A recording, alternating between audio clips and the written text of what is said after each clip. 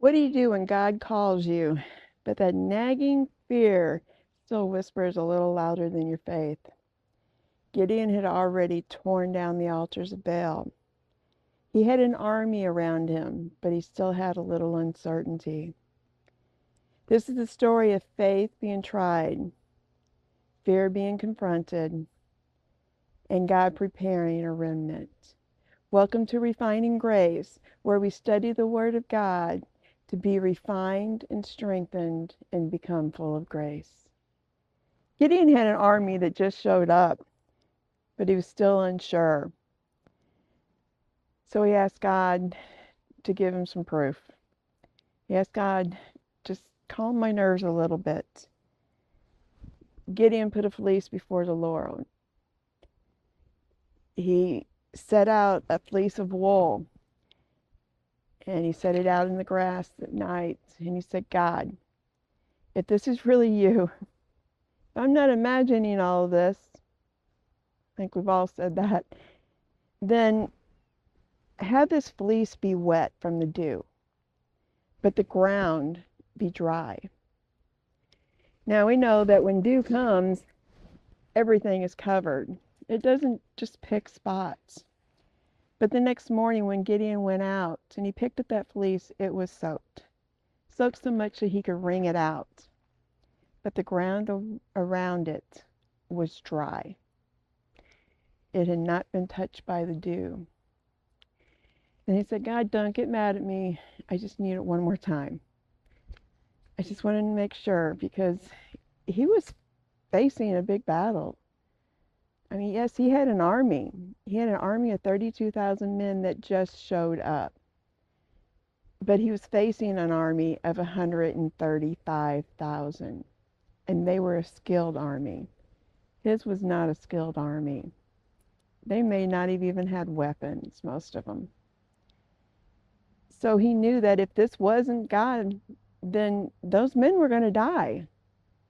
He didn't want that on his hands. He wanted to know that it was God. God wasn't angry. God answered his prayer. So the next morning when he got up, the fleece was dry and all the ground around him was wet. He said, okay, God, we're going to do this. But then God told him, you got too many people and you got some men in your army that don't need to be there. They don't want to be here. I'm sure Gideon thought, wait a minute, we're already outnumbered, God. Okay, yeah, I remember the fleece. Okay, God. So God told him, anybody that has fear or doubt, tell them to go home. Tell them it's okay. Just go on home. So that's what Gideon did. And I'm sure he thought, there's going to be some, not 22,000, but that's what left, 22,000. So he went from 32,000 men to 10,000. Sometimes God works by subtraction. If those men were fearful, they would have just gotten away. Probably would have killed them. They had doubts and they did not have faith in what God was doing. And if you don't have faith in God, then you need to step away. When Jesus went and he rose that little girl from the dead, he had everybody that did not have faith to step out. So sometimes God has to add by subtraction. Sometimes he refines us by subtraction. But God wasn't done here. God said there's still some more that aren't ready. And he went out and he told Gideon, God told Gideon to go to the brook and go and see how they drink. He says, go tell them to get a drink. And those that go down and drink with their mouth, lap like a dog, they're probably laying on their bellies, their faces to the water. You separate them from the ones who kneel down and bring the water up. You see, the ones that laughed like a dog, when they got down there and they were, like I said, they were probably on their bellies, sucking up the water, they could not see their surroundings because their face was in the water. They could not hear everything because they heard the rolling water. If something happened, they were not getting up quick.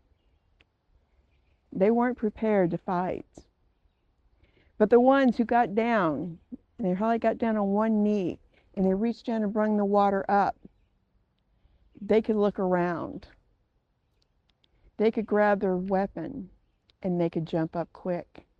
They could hear what was going around. They could see what was going around. They were prepared. God told the ones that went down and drank the water with their mouth, tell them to go home. 9,700 men went home that day. Gideon had 300 left. I'm sure Gideon was saying, okay, God, 300 against 135,000, but I have you, so it's okay. It didn't seem like a fair fight. They shouldn't have won. But spiritually, because God was on their side, it still wasn't a fair fight. But it was on Gideon's side when you look spiritually. You see, the odds may be stacked against you. You may see no way out. But remember, with God, all things are possible. Our God can do anything but fail. Join me next time as we conclude the series, Gideon, an Unlikely Hero. May God bless and keep you. May He make His face to shine upon you and give you peace.